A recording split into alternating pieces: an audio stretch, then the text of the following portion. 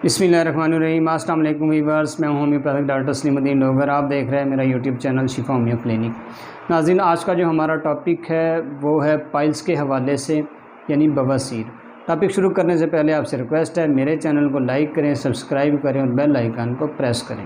नाज़रीन, बवासीर एक ऐसी बीमारी है जो हमारी पखाने वाली जगह, मक्कद या रेक्टम के अंदर वरीदों का फूल जाना बवासीर कहलाता है। बवासीर अमूमन जो है वो दो किस्म की होती है, एक खूनी बवासीर और एक बादी बवासीर, और दोनों ही सूरतों में जो है वो मौके बन सकते हैं। नंबर 1, खूनी बवासीर। मक्कद के अंदर वरीदों का फूल जाना इन्फेक्शन या सोजिश की वजह से या ज़ख़म की वजह से जो है वो ब्लीडिंग हो सकती है, इसलिए इसको खूनी बवासीर कहते हैं। और बादी बवासीर में पखाने के बाद पखाने वाली जगह पर जो है वो दर्द होता है, जलन होती है, पखाने के बाद शदीद तरीन दर्द होता है। जो पेशेंट है वो आराम से नहीं बैठ सकता, वो जो है चलने फिरने पर मजबूर होता है, क्योंकि बैठने से उसके मक्कद में शदीद तरीन दर्द होता है, इसलिए वो चलने फिरने पर मजबूर होता है। ये अमूमन उन लोगों को हो सकती है जो बैठकर काम करते हैं, या आजकल जैसे गर्मी का मौसम हो तो मोटरसाइकिल वगैरह धूप में खड़ी हो तो काफ़ी देर अगर वो धूप में खड़ी रहे तो सीट वगैरह जो उसकी गर्म हो जाती है, और अक्सर लोग उसी पर बैठ के जो है वो सफ़र करते हैं, तो उनको वो हीट की वजह से भी बवासीर हो सकती है। या वो ड्राइवर हजरात जो 24-24 घंटे गाड़ी चलाते हैं, और अक्सर गाड़ियों के इंजन के ऊपर ही सीट होती है, सीट के नीचे इंजन होता है, इसी वजह से जो वो इंजन की हीट आती है, और इसीलिए जो ड्राइवर हजरात हैं अक्सर उनको बवासीर हो सकती है। या इसकी जो मेन वजह जो है वो अक्सर बवासीर की मेन वजह कब्ज़ है।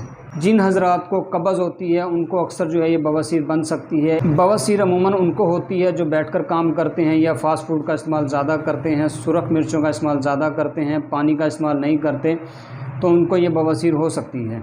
अब इसमें हमने परहेज़ क्या करना है? परहेज़ इसमें ये है कि हमें फ़ास्ट फूड वगैरह को तर्क कर देना चाहिए, वॉक को मामूल बनाना चाहिए, पानी का इस्तेमाल ज़्यादा करना चाहिए, और सबसे ज़्यादा जो है हमें पैदल चलना चाहिए। कोई भी हमारा वर्किंग है आजकल जो हमें सबसे ज़्यादा पैदल चलना चाहिए, वॉक लाजमी करनी चाहिए, और सलाद का इसमें इस्तेमाल कसरत से करना चाहिए। जब हम ऐसे सलाद का इस्तेमाल करेंगे, सब्ज़ियों का इस्तेमाल ज़्यादा करेंगे, तो इंशाल्लाह जो हम ये बवासीर से छुटकारा हासिल कर सकते हैं। तो नाज़रीन, इसमें अब मैं 3-4 मेडिसिन मैं आपको बताऊंगा। खूनी बवासीर में हम कौन कौन सी मेडिसिन इस्तेमाल कर सकते हैं, या बादी बवासीर में कौन कौन सी मेडिसिन इस्तेमाल कर सकते हैं।